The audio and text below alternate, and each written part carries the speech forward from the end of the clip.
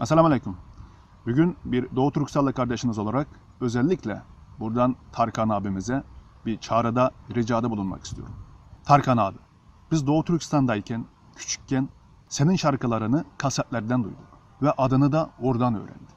Senin şarkıların Doğu Türkistan'ın büyük şehirlerinden ta kasabalara kadar, lokantalarda, restoranlarda, berber dükkanları, sanayi, tamirhaneleri de her yerde büyük amfilerle, hoparlörle çalınıyordu. Ama çok maalesef.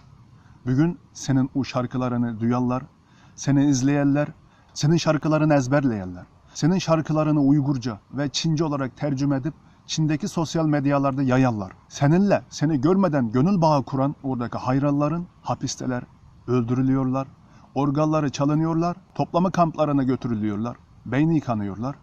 Çok acı bir durumdalar. Allah'a çok şükür birkaç gündür spor camiasından, sanat camiasından, YouTube camiasından, tüm sosyal medyalardan birçok isimler bize destek vermeye başladı. Kendilerinin adaletin, hakkın, insanlığın yanında olduğunu bir kez daha gösterdi.